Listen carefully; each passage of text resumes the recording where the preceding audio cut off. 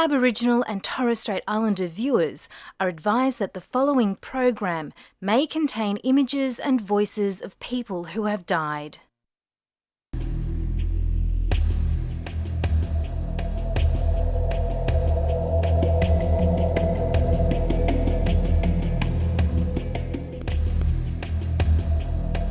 Bush courts have been a feature of the Northern Territory's justice system for decades. Beyond the main centres, court convenes regularly at more than 30 remote communities. At Aliangoola on Groote Eylandt in the Gulf of Carpentaria and at Goombalanya in Western Arnhem Land, court comes to town once a month.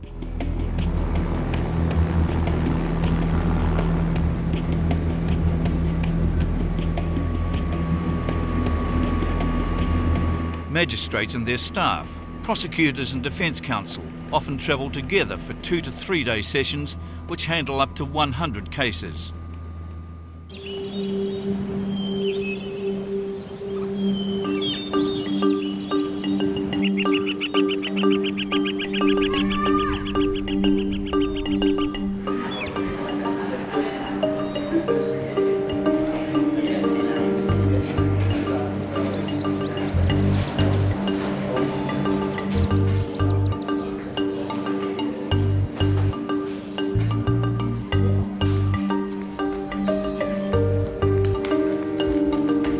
In Goombalanya in Western Arnhem Land, the annex of a council building serves as the courthouse.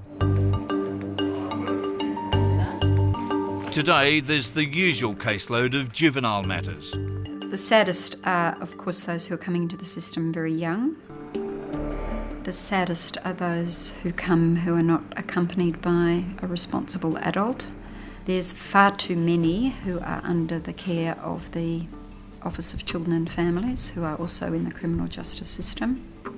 The girls are very sad because girls are often very damaged before they're committing criminal offences.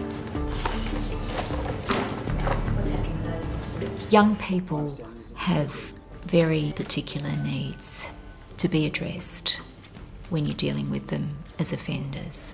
And for many of those young people, they have parents who are abusing alcohol or abusing drugs, or simply are just ineffective in terms of parenting. They have not been going to school, and they'll go back to a situation where they don't go back to school. They are often young people who have extreme disadvantage. Overall, I think the children are more harmed than harming. I think they are more wronged against, particularly the very young ones who come into the system.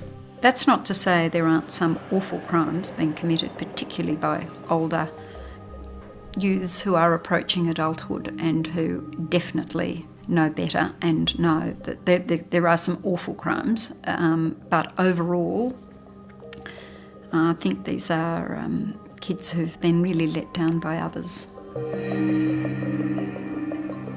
Unfortunately, the nature of the youth justice jurisdiction is that the young people who come before it will have complicated matters and will have serious problems that can't really be fixed by imposing a sentence.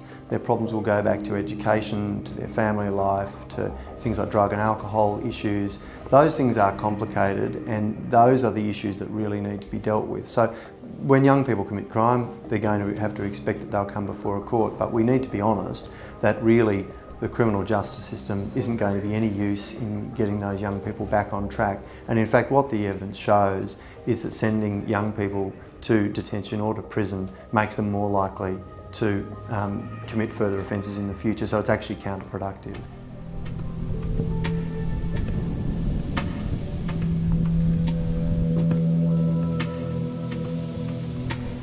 I think it's particularly concerning to take young people from a community into a detention centre in Darwin because they don't have family support, and a lot of them don't speak English, and so they're extremely isolated in detention. But there are some cases that call for that, and if I've reached the conclusion that this offending does call for the person to be given a custodial order, then that's the order that I have to make. In Australia, a great sense of our own individuality and strong emphasis on parents' rights and on rights generally rather than responsibilities. And often these children warning bells do ring very strongly through the education system or the child protection system. I quite often come across reports of children who've had shockingly traumatised experience as young individuals, and you can see that personality disorders and the antisocial personality disorders and the issues that come up for criminal offending are emerging from a young age, and then you'll start to see them in the criminal justice system from a young age. It's much better to be intervening at, primary school age than trying to pick up the pieces, and also having a person who's a risk to the community. We see a lot of young people who have been affected by the amount of alcohol that their mothers drank during pregnancy. I would say in the last month, 5 weeks, I have come across at least 6 young people who have serious intellectual disabilities. I suppose I despair about that because I just don't know what the answer is. It's very difficult for a criminal court dealing with criminal matters, to appropriately deal with someone who has a mental age of about 8. I'm seeing increasingly more of those cases, and I think we will see more and more of those cases. One of those aspects of alcohol abuse, again, that I think is not widely appreciated. People think of alcohol abuse as affecting the person who's abusing the alcohol. They don't always appreciate what the long-term implications of that are. That is, that children born to that person may well be quite damaged. Sadly enough, there is a lot of trauma in Indigenous communities and in communities we often see who are overrepresented in criminal offences, like communities where people have got the impacts of poverty and poor education and intergenerational unemployment and substance abuse, and they're the sorts of community environments where there is a lot of trauma, and children raised in those environments, we know that their brains develop in certain ways, and the capacity to regulate your emotions develop in particular ways. Such influences are directly reflected in the Northern Territory's imprisonment rates. The statistics are startling.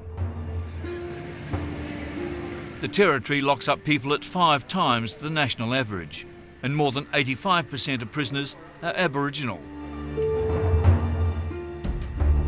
That means that 1 out of every 20 Aboriginal men is in jail. Mandatory jail for crimes of violence is a major reason for the rate of imprisonment having grown by more than 70% in the decade to 2012. Unfortunately, domestic violence is a large part of the work we do, and it's something that we see we just simply see too often. I would ask that Your Honour take into account that it was not a sustained assault, and albeit, Your Honour, it's conceded that any assault on a female is a serious offence. By far the majority of criminal offences arise because of people's inability to control their emotions, and a lot of people's inability to control their emotions goes back to issues from their own past and their own childhood and those sorts of things. It is a very, very common thing to see. He wasn't in a fit state to be around his partner due to his anger. But what does he say about why he did it in the first place? Your Honour, he says that they were having an argument just in relation to their children, and Mr Norman has effectively lost his temper, and he has lashed out at his wife. Generational change of attitude just has not yet occurred here. The idea that men can control women's lives is still, sadly enough, new thinking for too many people here. Violence between people, in families, in homes, is a matter of enormous concern to the community. Now, you may have felt angry, you may have felt upset, but it is never, ever acceptable to hit a person, especially not to hit a person who you should be caring about, who is your wife, who's the mother of your children. It concerns me that maybe one of the children was around, because probably the single most damaging thing that people can do in their child's life and for the future, and it's very much connected to future offending and a whole range of issues for a person's life, is have the child exposed to violence in their home. Because if they're in that constant state of fear, that constant state of trauma, then again it goes back to this whole issue of brain development, emotions. It can have effect on cognitive development, it can have effect on emotional development, capacity to form relationships, patterning their own violent behaviour, a whole range of activities. It's completely unacceptable behaviour, both for the victim herself but also for your children. And if you have male children and they're exposed to that sort of thing, they will grow up learning thinking that that's acceptable when you get angry, and female children will think that it's normal to be hit. Now, the law says that in these sort of cases, I have to send you to jail. I think that sending you to jail for this sort of offence is the right sentence. You'll be released after a short period of time, and you'll be required to complete a special program through the Department of Corrections called the Indigenous Family Violence Program. So for that matter, the court's expected to do all sorts of things for people who have complex problems that aren't just legal problems. They're complex social problems, and they relate to poverty and education and intergenerational violence and trauma and all those things, and yet we are expected to do something. The order that the court is being asked to make today is an order that you simply not do any harm to Mr. Warramurra. Mr. Warramurra is your husband. Yes. So the order would be that you not cause him any harm or make any threats to cause him any harm or try to harm him in any way. If you set a period of imprisonment for someone, they go off to prison, they come back, nothing's changed.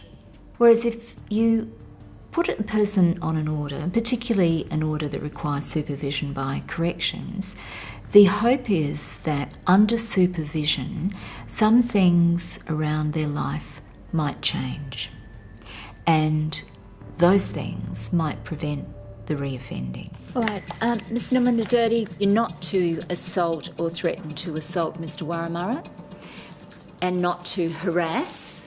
You know what harass means? Yeah. Or make threats or verbally abuse him. And that will be for 12 months, all right? Now, you do need to understand this is a court domestic violence order.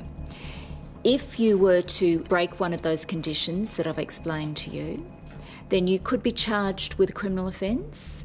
All right, thank you very much. In a small community of a few hundred people, to say you must not have any contact with this person ignores the obvious that they're going to pass them in the street on a regular basis. So you do have to, again, I think, be quite, to think very carefully in making those orders, what is appropriate for a particular situation. It's very hard because we've got to be given the tools of what is it we can do. I mean, we would like to be able to treat a person, assist in crafting a sentence that does treat their underlying issues, like their substance abuse, assist them with their literacy to get them back into employment. We'd like to be able to do those sorts of things, and I think the community sort of expects us to.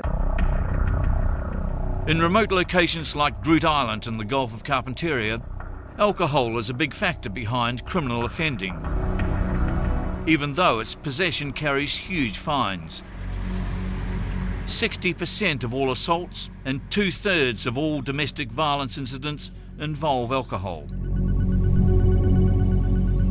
But magistrates in the Territory have limited opportunities to place offenders on rehabilitation programs or community work orders as an alternative to jail. If nothing is done, nothing different than what we're doing collectively as a society for youths who are offending, especially male, Indigenous, who came into contact with the system at a young age, it is inevitable that they will spend their adult life largely in custody. If you look at somebody who you think, notwithstanding the crime that they've committed, that their prospects of rehabilitation are actually good, then my view is that an order which seeks to assist that rehabilitation is probably in the best interests of the community at large. Whereas if that person simply goes to prison for 3 months, they come back, there's nobody checking on them when they come out, they're a free agent again, they will go back to, and the evidence is very clear that this is what happens, they just go back to their former lifestyle. Your Honour, Mr Warramurra, he's a young man who's found himself indeed in some trouble today and is very concerned about the outcome of this court. Your Honour, this is clearly serious offending, and it's an issue en route. No doubt these break-ins, the community is sick of it. I would put it to the court that it is a petty motive to steal this grog, and it's serious offending done, I think, in a childish manner. And I know that my client feels foolish for risking what he's risking his liberty to steal a few bottles of alcohol. The Section 213 offences are aggravated property offences. Sometimes jail is necessary as a punishment. I mean, there are some people that do need to be removed from the community. They have committed very serious crimes. They need to be given serious sentences of imprisonment. They need to be removed from the community. But not everyone's the same. Mr Hopley, I wouldn't perhaps ordinarily be necessarily contemplating a community custody order, particularly because of the prevalence of this sort of offending in this community in recent times. A justice system that simply treats everyone as being the same, as needing the same outcome, I think is a very ineffective justice system. All right, so Mr Warramurra, I'm going to ask you to talk to the Community Corrections Officer, lady sitting over there. And she's going to talk to you, and then she's going to give me an assessment as to whether you are suitable for what is called a community custody order. It's effectively a sentence of imprisonment that you serve in the community. But there are other things attached to it. For example, you have to do community work as part of it as well. Mr Jokaber initially had been perhaps not having sufficient insight as to the extent of his alcohol problem, but seems to have accepted now that he does need to do something about it and that residential rehab is the way to go. That's certainly what he said to me, right? Yes. What we actually need is the right kind of program and the right kind of treatment for the particular issue. I'm just concerned about practically how it's going to happen. We have a very small population and we have a lack of highly specialised service providers in a whole lot of areas that have got implications for the court. It just makes it very difficult because the community does have high expectations of what we're able to achieve, and it's really hard to achieve it without those tools.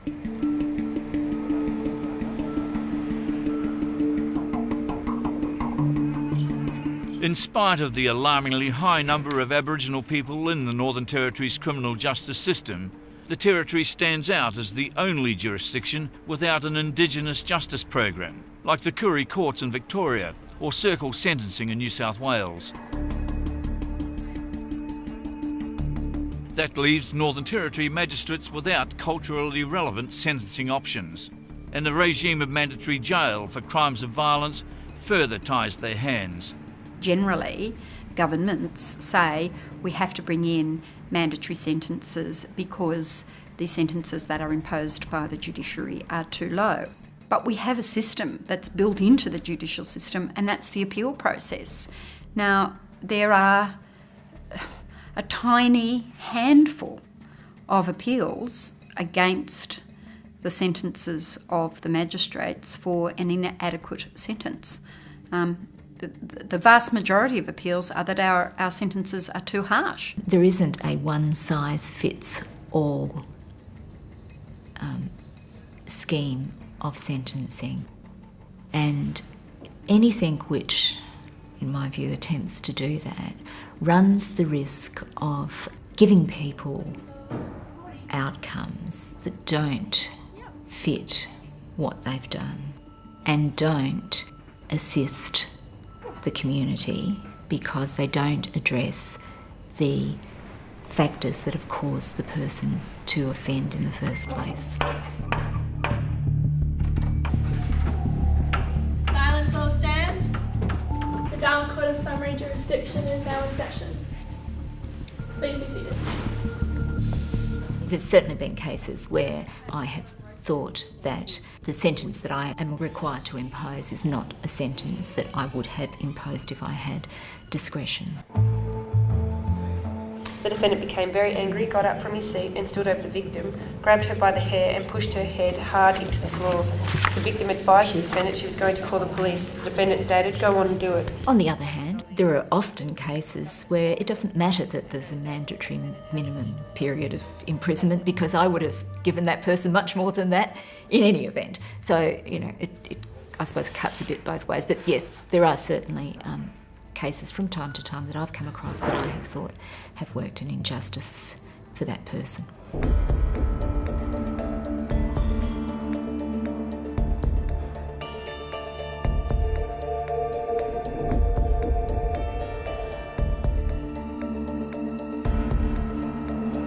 Sentencing options have shrunk in the Northern Territory as a new Conservative government dismantles alternative forums like the SMART Court.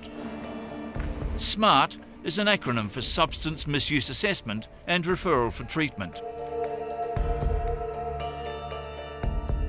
The court offered diversionary programs for non-violent offenders who had a substance abuse problem underpinning their offending. Chief Magistrate Hilary Hannam was a champion of the SMART Court. Its demise was an ingredient in her decision to accept an appointment as a judge of the Family Court of Australia. With the SMART Court gone, Hilary Hannam says jail will now be the inevitable option. There won't be deterrence, because we know that sending people to jail does not act as a deterrent, and certainly it won't be promoting their rehabilitation. So inevitably the jail population will continue to increase. There won't be the inroads made on recidivism, and it will be much worse and much more expensive for the people of the Northern Territory.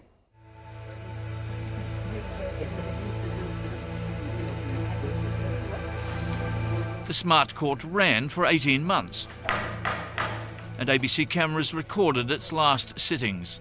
Darwin SMART Court is now in session. Please be seated. Each individual has an assessment done by a clinician for their therapeutic needs in terms of their treatment for either their alcohol or illicit substance, or sometimes prescription substance needs, whatever they've got, whatever their substance of abuse is. I know that residential rehab is going to be a much bigger imposition on your life, but I think that your entrenched pattern of substance use has been going on for so long that really a residential program is the way to go. Mr. Carlton was on drug screening twice a week. These are people who have been cycling in and out of custody, and without this level of intervention would inevitably be going into custody. I think that you recognise that you either address this now or you're going to... I've got a wife and kids that I worry about, and I do want to do it. Great, okay, that's a good attitude and we're pleased. Okay, see you in 2 weeks. It's very high degree of monitoring, far greater monitoring than anyone would have on any other form of order. Now, the not submitting to the urine drug screen, there will have to be a sanction for that, because they get breath tested or urine tested throughout the whole of the period, randomly at intervals determined by the court. If you have had that test, is there anything that you need to tell us about in terms of using? No, not at all. No. For all the years that I've been using the drugs and that, there's always a psychological effect. So I reckon counselling that received in the thing might be able to help me with that. Well, I'm really glad that you want to go for something really sustained like a residential program, and that's a very, very good program, that one. They have their counselling, but they also come back to the court every 2 weeks and they have a review with the court. It's really important that we're able to get hold of you, because it's that testing that keeps you honest. Now, anyone who thinks that it's a soft option, you can see it's not a soft option. The court is pretty tough with them. People have got to be accountable if they have had slip-ups, both in terms of speaking to the court and having sanctions imposed. So that will be 2 sanctions. Now, I need to tell you, you're now up to 10. I think to have to serve, and when you get up to 14 days, that's usually when you have to serve them, would be a huge step backwards for you. Yeah. You don't want to jeopardise that job. You don't want to go back where you've been before.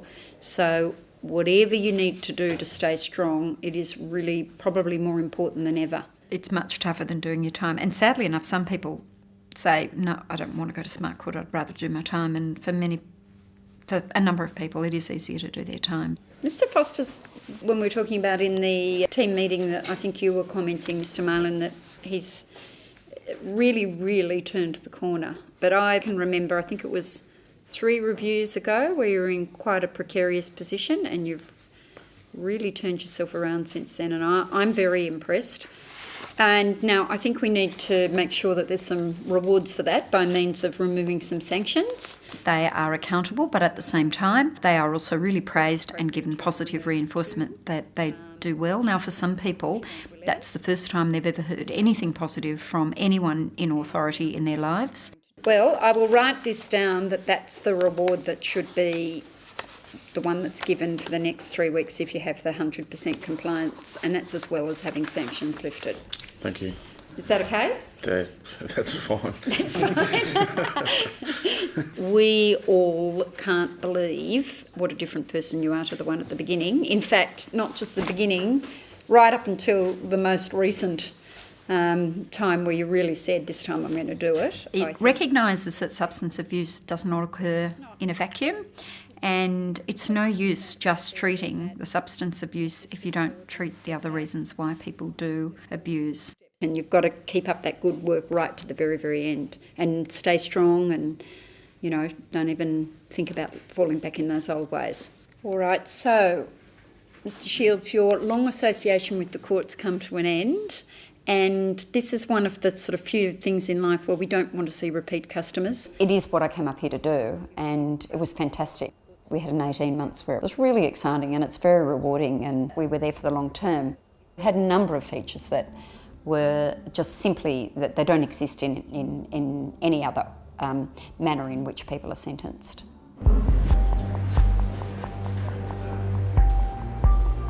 Hilary Hannam is now a judge of the family court at Western Sydney, and as demanding as that new role is, it won't offer anything like the environment and diversity which is the realm of the Northern Territory Magistrate.